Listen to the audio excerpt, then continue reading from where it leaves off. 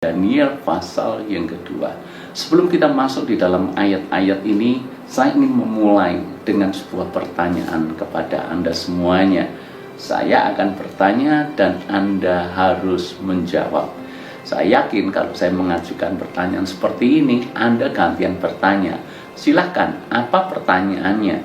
Maka saya bertanya kepada Anda, apa yang akan saya tanyakan kepada Anda? Tentu saja mungkin Anda akan bingung, karena saya menanyakan kepada Anda apa yang akan saya tanyakan kepada Anda. Tentu saja itu hal yang mustahil untuk dijawab. Anda hanya bisa menjawab kalau tahu pertanyaan saya apa. Dan bagaimana kalau saya mengajukan pertanyaan, apa yang akan saya tanyakan kepada Anda? Itu yang Anda harus jawab. Tentu saja sangat sulit, itu mustahil. Bahkan Anda berkata hanya orang gila yang mengajukan pertanyaan sejenis itu. Maka tidak heran kalau kita juga sepakat kalau Raja Nebukadnezar adalah raja yang gila, raja yang tidak waras, psikopat, kejam, keras, tidak masuk akal. Kok bisa? Mari kita baca ayat-ayat ini. Ini tentang mimpi Nebukadnezar. Raja Nebukadnezar mimpi dan ingin mimpi itu ditafsirkan. Keinginan yang sebetulnya lumrah, wajar.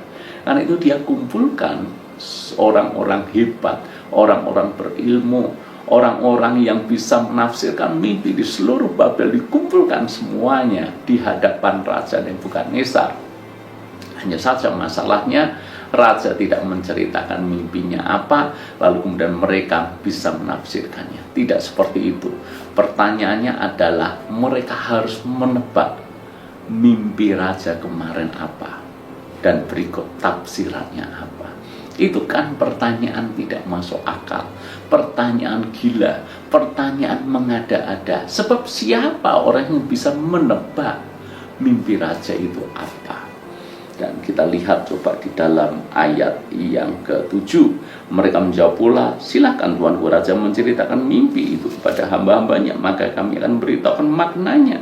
Jawab Raja, aku tahu benar-benar bahwa kamu mencoba mengulur-ulur waktu, karena kamu melihat bahwa aku telah mengambil keputusan, yakni jika kamu tidak dapat memberitahukan kepadaku mimpi itu, maka kamu akan dikena hukuman yang sama. Dan aku tahu bahwa kamu telah bermufakat mengatakan kepadaku hal-hal yang bohong dan busuk sampai keadaan berubah. Oleh sebab itu, ceritakanlah kepadaku mimpi itu, supaya aku tahu bahwa aku dapat memberitahukan maknanya juga kepadaku. Disuruh menebak Raja kemarin mimpi apa. Pertanyaan gila, tidak mungkin bisa dijawab mestinya. Dan kalau tidak bisa dijawab, marah besar. Lalu kemudian ayat yang ke-12, maka Raja menjadi sangat geram dan murka karena hal itu. Lalu dititahkannya lah untuk melenyapkan semua orang bijaksana di Babel. Ini psikopat, jelas tidak mungkin bisa menebak mimpinya kemarin apa. Dan begitu tidak bisa menebak, langsung dibunuh semuanya. Orang-orang berilmu, orang-orang bijak, orang-orang pintar. Daniel dan keempat temannya mendengar akan hal itu. Artinya bahwa mereka pun pada gilirannya nanti pasti akan dipanggil menghadap Raja Nebukadnezar dan akan ditanya kemarin Raja mimpi apa dan tafsirannya apa. Maka begitu didengar akan hal itu, inilah yang dilakukan Daniel. Daniel memberitahu kepada ketiga temannya, dan mereka di dalam ayat yang ke-18 dengan maksud supaya mereka memohon kasih sayang kepada Allah semesta langit mengenai rahasia itu, supaya Daniel dan teman-temannya jangan dilenyapkan bersama-sama orang bijaksana yang lain di Babel.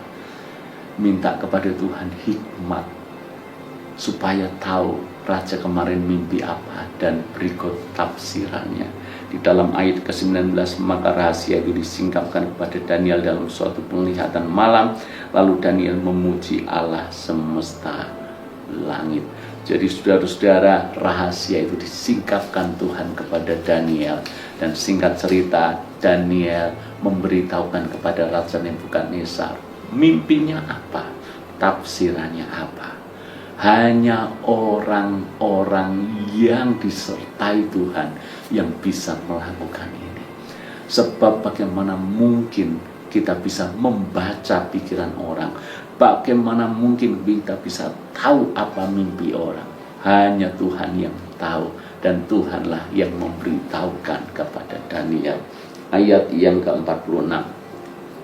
Begitu Daniel mengatakan mimpi raja apa dan tafsirannya seperti apa. Ayat 46, lalu sujudlah Raja Nebukadnezar serta menyembah Daniel. Juga dititahkan yang mempersembahkan korban dan bau-bauan kepadanya.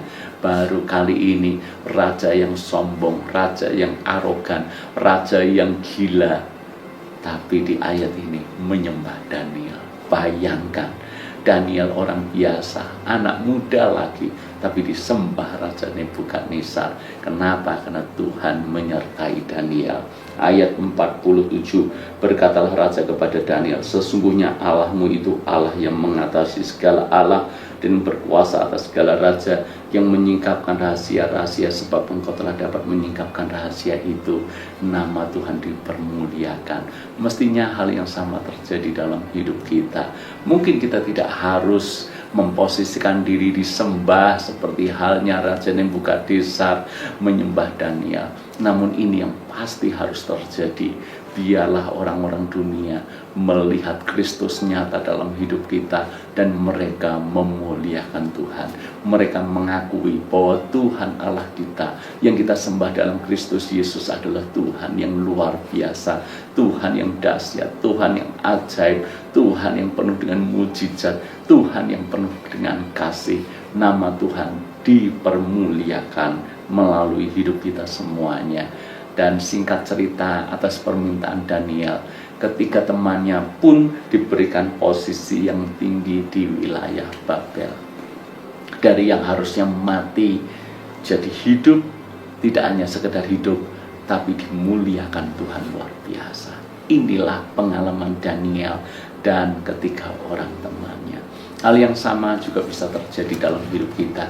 Ada waktu tertentu yang mana hidup kita seolah-olah berada di tengah-tengah ancaman. Ancaman yang sepertinya sulit untuk kita hindari. Dan sepertinya masalah ini terlampau berat untuk diurai.